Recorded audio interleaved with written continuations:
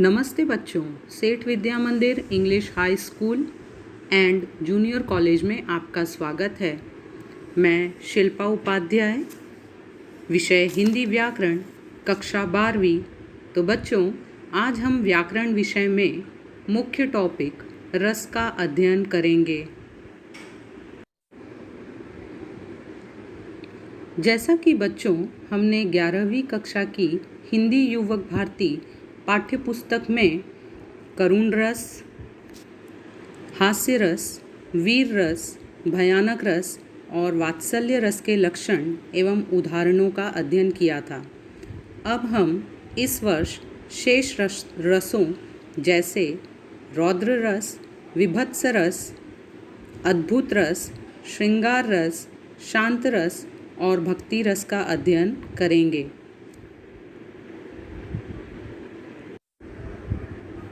जैसा कि आपके पाठ्य पुस्तक पृष्ठ संख्या 11 और पृष्ठ संख्या 22 पर इसका वर्णन किया गया है।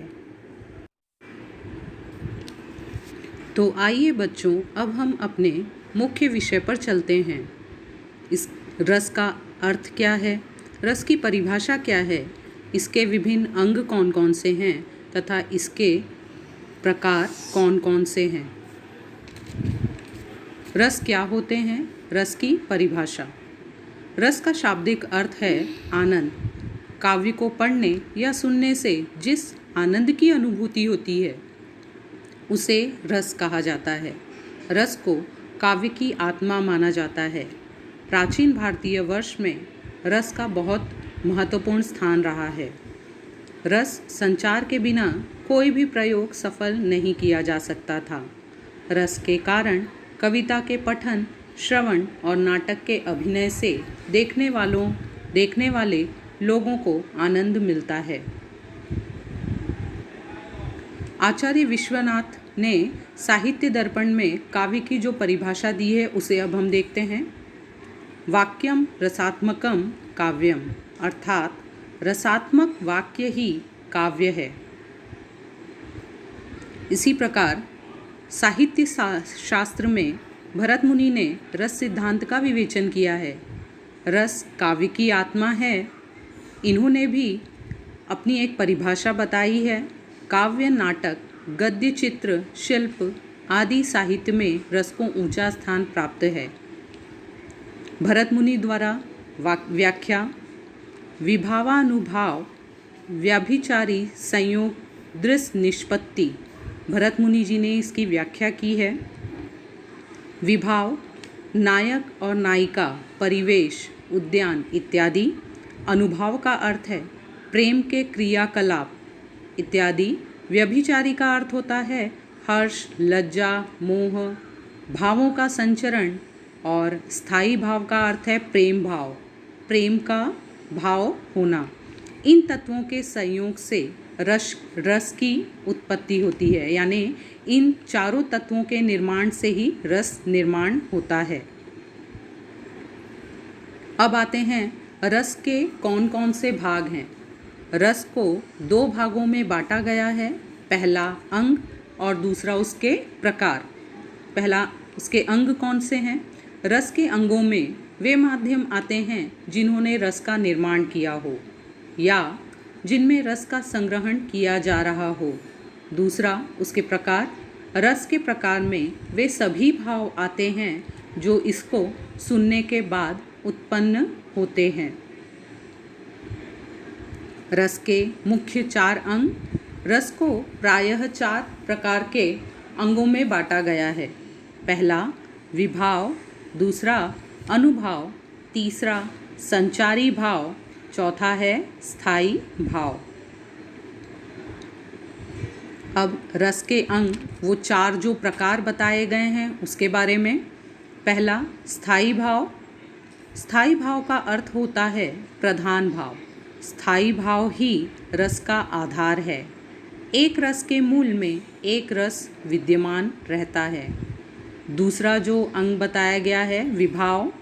जो पदार्थ व्यक्ति, परिस्थिति, व्यक्ति के हृदय में भावोद्रेक उत्पन्न करता हो, यह विभाव कहलाता है। विभाव 2 प्रकार के होते हैं। उद्दीपन विभाव और आलंबन विभाव। तीसरा, अनुभाव, मनोभावों को व्यक्त करने वाले शारीरिक विकार अनुभाव कहलाते हैं। ये भाव सात्विक, मानसिक और कायिक होते हैं। चौथा, संचारी भाव, व्यभिचारी भाव, मन में संचरण करने वाले भाव संचारी भाव कहलाते हैं। ये भाव पानी के बुलबुले के समान उठते और विलीन हो जाने वाले होते हैं। तो इस प्रकार बच्चों हमने रस के अंग ये 4 प्रकार से कौन कौन से हैं इसके बारे में देखा। तो बच्चों अब हम जानते हैं रस के प्रकार। साहित्य शास्त्र में रस के 11 प्रकार बताए गए हैं। इस तालिका में रस और उसके स्थायी भाव, इस 2 भाग में इसको विभाजन किया गया है। रस और उसके स्थायी भाव। पहला, श्रृंगार रस, उसका स्थायी भाव है प्रेम। शांत, स्थायी भाव शांति। करुण, स्थायी भाव शोक। हास्य, हास। वीर, उत्साह। रौद्र, क्रोध। भयानक, भय। विभत्स, घृणा। अद्भुत, आश्चर्य।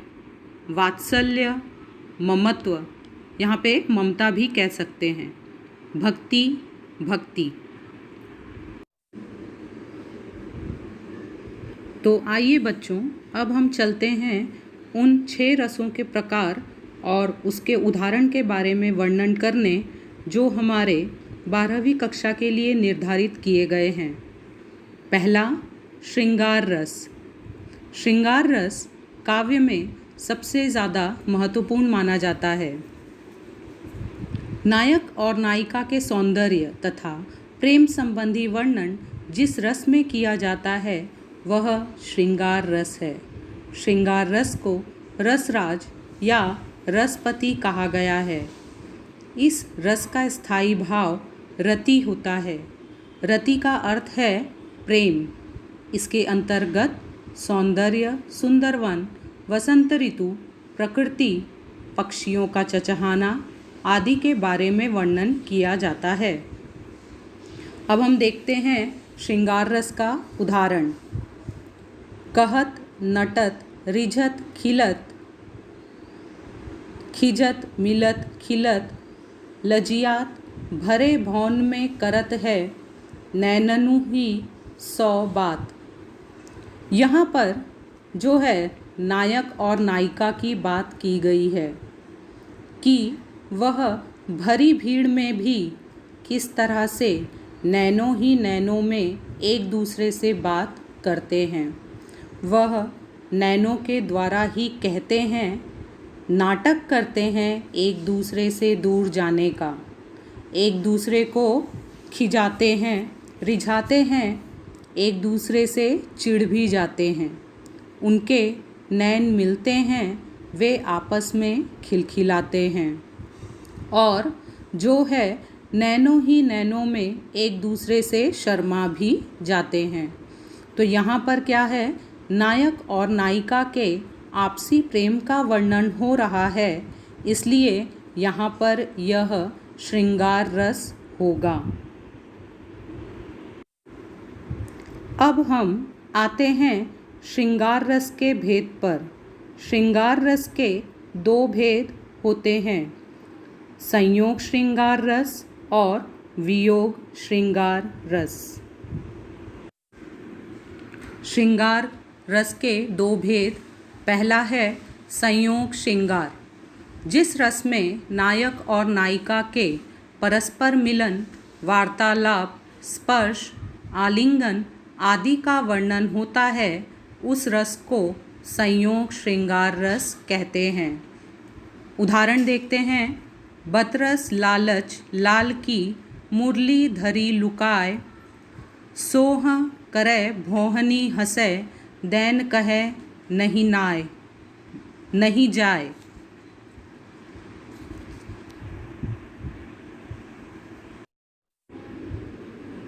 जैसा कि हमने ये समझा है, जहाँ पर नायक और नायिका के आपस में मिलने की बात होती है वहाँ पर संयोग श्रृंगार रस होता है। तो इस प्रकार इस उदाहरण का अर्थ है, यहाँ पर जो गोपियाँ हैं वह कृष्ण की मुरली को चुरा लेती हैं, क्योंकि वह कृष्ण से बात करने का लालच रखती हैं। वह चाहती हैं कि कृष्ण उनसे मिले और उनसे बातें करे, इसलिए वह कृष्ण की मुरली को चुरा लेती हैं। नैनों ही नैनों में वह हंसती हैं।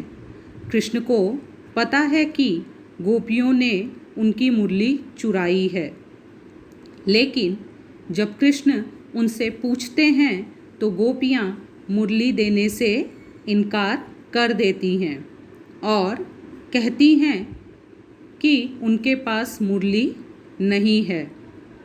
इसलिए यहाँ पर नायक और नायिका के मिलने की बात हो रही है। तो यहाँ पर यह संयोग श्रृंगार रस होगा।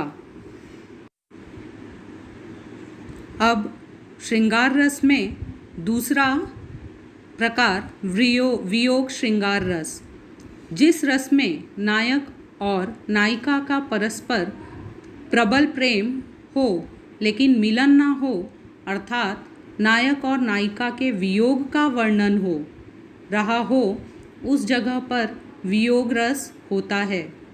वियोग का स्थायी भाव भी रति ही होता है, और जैसा कि हमने देखा, रति का अर्थ होता है प्रेम। आगे इसका उदाहरण, निस्दिन बरसत नयन हमारे, सदा रहती पावस ऋतु हम पे, जबते श्याम सिधारे। अब यहाँ पर वियोग श्रृंगार संयोग श्रृंगार का बिल्कुल उल्टा और विपरीत होता है। संयोग श्रृंगार में मिलने की बात हो रही थी, लेकिन यहाँ पर नायक और नायिका के प्रेम, नायक और नायिका का प्रेम तो होगा, लेकिन यहाँ पर इनका मिलना नहीं होगा। इसलिए यहाँ पर वियोग हो रहा है, बिछड़ना हो रहा है, इसलिए यह वियोग श्रृंगार रस होगा। जहाँ पर कोई बिछड़ने का संकेत हो वह वियोग श्रृंगार रस होगा। यहाँ इस उदाहरण में बताया गया है, जब कृष्ण राधा को छोड़कर चले गए थे तो वहाँ पर राधा इस तरह की बात करती हैं कि उनके जो नैन आँखें हैं वह दिन रात बरसती रहती हैं, पावस ऋतु की तरह, वर्षा ऋतु की तरह दिन रात बरसती रहती हैं। जब से श्याम सिधारे, अर्थात जब से श्याम कृष्ण जी गोकुल को छोड़कर मथुरा चले गए हैं, तब से जो राधा हैं वह दिन रात रोती ही रहती हैं। तो यहाँ पर कृष्ण और राधा के बिछड़ने की बात हो रही है, इसलिए यहाँ वियोग श्रृंगार रस होगा। तो इस प्रकार हमने श्रृंगार रस में संयोग श्रृंगार रस यानी नायक और नायिका के मिलने, प्रेम भाव, सौंदर्य की बात की है, तथा वियोग श्रृंगार रस में नायक और नायिका के बिछड़ने और वियोग के भाव का वर्णन किया है। अब दूसरा जो प्रकार है रौद्र रस, इसका स्थायी भाव क्रोध होता है। जब किसी एक पक्ष या व्यक्ति द्वारा दूसरे पक्ष या दूसरे व्यक्ति का अपमान करने अथवा अपने गुरुजन आदि की निंदा से जो क्रोध उत्पन्न होता है, उसे रौद्र रस कहते हैं। इसमें क्रोध के कारण मुख लाल हो जाना, दांत पीसना, शस्त्र चलाना, भौहें चढ़ाना आदि के भाव उत्पन्न होते हैं। आइए इसका उदाहरण देखते हैं। श्री कृष्ण के सुन वचन, अर्जुन क्षोभ से जलने लगे, सब शील अपना भूल कर करतल युगल मलने लगे। यहाँ पर जो श्री कृष्ण के वचन सुनकर अर्जुन हैं, वह क्षोभ, क्रोध यानी घृणा से क्या हो रहे हैं, जलने लग रहे हैं। अर्जुन अपना शील स्वभाव, शांत स्वभाव भूल गए हैं और अपने करतल युगल यानी अपने हाथ को मलने लगे हैं। तो इस तरह से यहाँ पर अर्जुन के मन में जो क्रोध का भाव दिखाई दे रहा है, जो उनके भाव में क्रोध का भावना है, शील स्वभाव अपना छोड़ दिए हैं, शांत स्वभाव अपना भूल गए हैं। तो इस प्रकार से यह क्रोध जो भाव है यहाँ यह रौद्र रस का निर्माण करता है। अब अगला जो हमारा रस का प्रकार है वह है अद्भुत रस। जब व्यक्ति के मन में विचित्र अथवा आश्चर्यजनक वस्तुओं को देखकर जो विस्मय यानी आश्चर्य आदि के भाव उत्पन्न होते हैं उसे ही अद्भुत रस कहा जाता है। इसका स्थायी भाव आश्चर्य होता है। जब हम किसी वस्तु या चित्र को देखते हैं तो हमारे मन में जो आश्चर्य की भावना निर्माण होती है वह अद्भुत रस कहलाता है। इसके अंदर रोमांच, आंसू आना, कांपना, गदगद होना, आंखें फाड़ कर देखना आदि के भाव व्यक्त होते हैं। उदाहरण, देख यशोदा शिशु के मुख में सकल विश्व की माया, क्षण भर को वह बनी अचेतन, हिल न सकी कोमल काया। यहाँ पर वर्णन किया गया है उस भाव का जब कृष्ण जी मिट्टी खा रहे थे और यशोदा जी ने उनके मुख से मिट्टी बाहर निकालने के लिए उनका मुख खोला तो उन्होंने देखा कि पूरा विश्व उनके मुख में समाया है। एक नन्हे से बालक के मुख में जब माँ ऐसा देखेगी तो वह अचेत हो गई, वह बेहोश हो गई। वह कोमल काया थी, कोमल शरीर, वह अचेतन अवस्था में हो गई, बेसुध हो गई। यहाँ पर यशोदा जी को आश्चर्य हुआ है तो यह भाव अद्भुत रस का निर्माण करता है। अगला जो हमारे रस के प्रकार में आता है वह है विभत्स रस। इसका स्थायी भाव जुगुप्सा या घृणा भाव होता है। घृणित वस्तुओं, चीज़ों या व्यक्ति को देखकर या उनके संबंध में विचार करके मन में उत्पन्न होने वाली घृणा या ग्लानि ही विभत्स रस की पुष्टि करती हैं। दूसरे शब्दों में विभत्स रस के लिए घृणा और जुगुप्सा का होना आवश्यक होता है। घृणा यानी किसी भी चीज़ को जब हम देखते हैं उससे जो हमें घिन्न की भावना उत्पन्न होती है, हमें अच्छी नहीं लगती है वो वस्तु, उसे हम कहते हैं विभत्स रस और इसके लिए घृणा का भाव उत्पन्न होता है। आगे उदाहरण, विष्टा पुई रुधिर कछ हाड़ा, बरसई कबहू उपल बहु छाड़ा।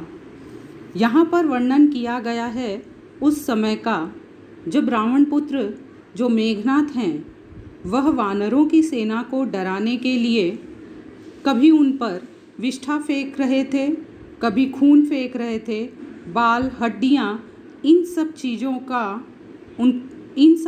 की उन पर बरसात कर रहे थे क्योंकि वह उस जगह से भाग जाएं। जब इस प्रकार आप विष्ठा, खून, बाल, हड्डियाँ ये सारी चीज़ें देखोगे तो आपके अंदर घृणा की भावना उत्पन्न होगी, घिन आएगी इन सब चीज़ों को देखने के बाद। इसलिए यह भाव उत्पन्न होना विभत्स रस कहलाता है।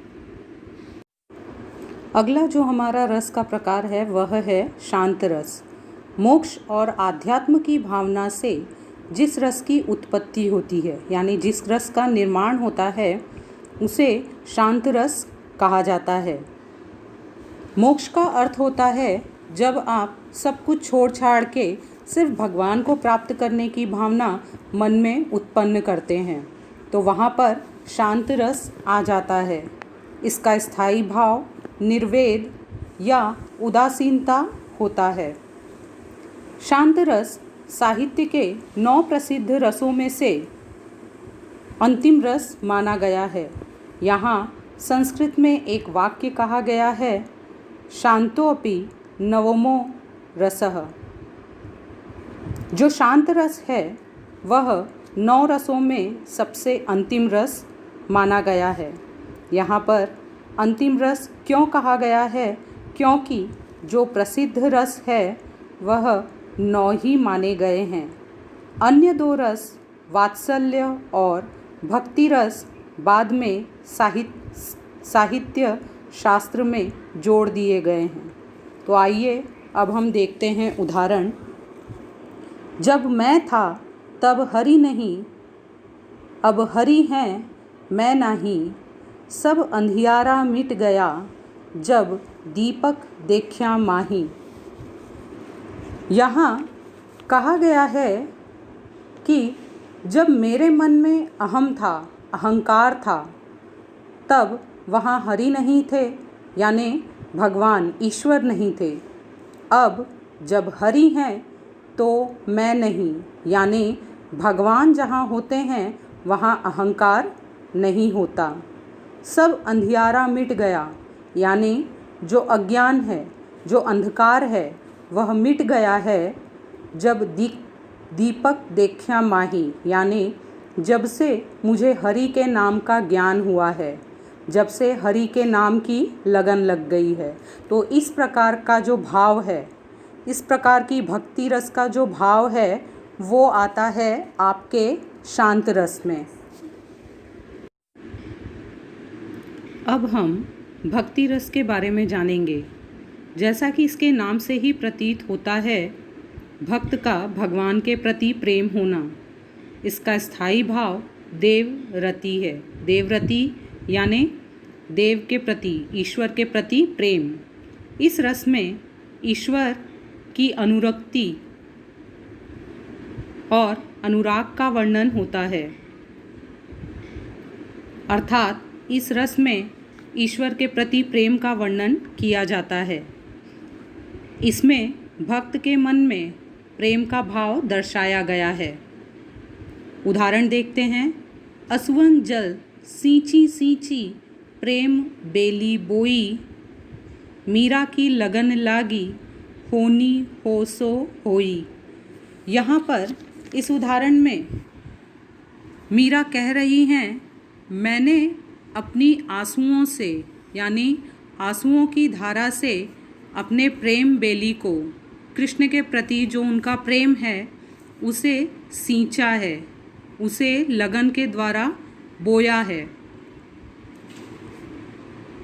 मीरा की जो श्री कृष्ण के प्रति लगन है, प्रेम भाव है, उसको मीरा वैसे ही बनाए रखना चाहती हैं।